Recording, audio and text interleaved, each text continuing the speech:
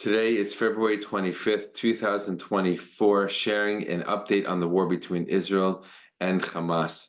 Shalom, friends. This is the Akiva with Israel in 5, where we share with you everything Israel in 5 minutes. Please like and subscribe, and if you have any questions or want to add to this discussion, please do so below in the comments. I want to share some of the updates on the war that's been going on here between Israel and Hamas since October 7th and the barbaric cross-border attack launched against Israel by thousands of terrorists who came into Israel, attacking communities, killing civilians and soldiers, destroying, damaging, raping, horrible, horrible things. And we are still involved in this war against Hamas to dismantle Hamas 4.5 months now after that barbaric attack on October 7th.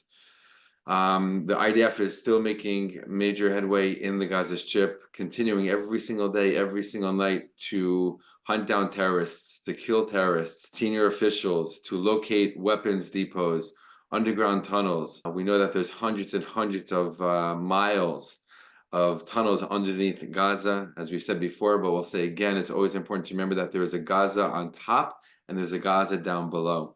And the IDF has to fight both of those Gazas, both on top and both below. And the Gaza above is basically one huge human shield for the Gaza below, which is what Hamas has built over a decade and a half using humanitarian aid, billions of dollars to build these tunnels in order to put their weapons, hide their weapons, and provide themselves cover at a time exactly like this. While the IDF continues to discover tunnels, go into them, neutralize them, destroy them, and all along the way fighting terrorists and killing terrorists. Unfortunately, the IDF announced another soldier's death last night, Saturday night after Shabbat, bringing the number of IDF troops who have been killed in this operation, in this war against Hamas, to 238. We send blessings to all of their families and friends.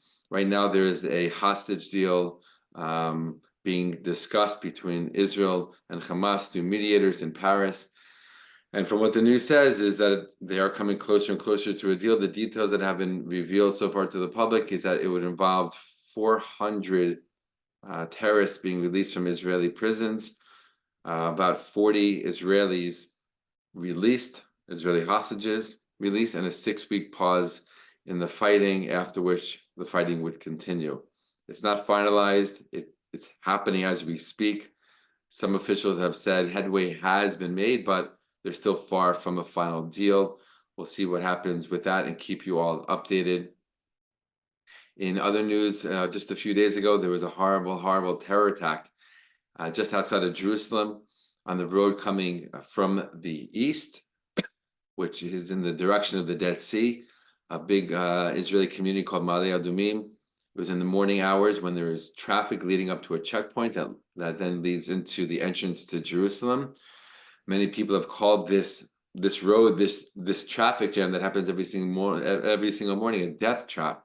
And unfortunately, that's what happened just a few days ago as people were going into Jerusalem on their way to work, and a car with 3 terrorists was in that traffic jam. They backed up into the car behind them, creating an accident, and then got out of the car and started running by the cars and shooting at people, killing 1 Israeli, injuring 11.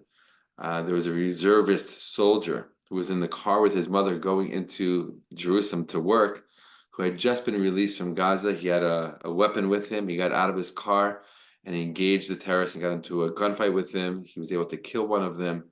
He himself was shot. He's in the hospital recovering right now. We send him our prayers and our blessings for a full recovery. But these are the kinds of things that Israel has been dealing with for years, way before this conflict, right? And, Hamas doesn't only exist in the Gaza Strip. Hamas terrorists and other Palestinian terrorists also exist in the West Bank. And this is what Israel is dealing with on all of its borders. Up in the north, tensions continue. A whole barrage of rockets last night was sent from Lebanon by Hezbollah into northern Israel territory. And that's what keeps this conflict in the north between Israel and Hezbollah continuing because of their refusal to stop shooting rockets at Israel. And as we've said before, that border is heating up. People do talk about the possibility, the real possibility of a full-blown war with Hezbollah um, developing in the coming weeks.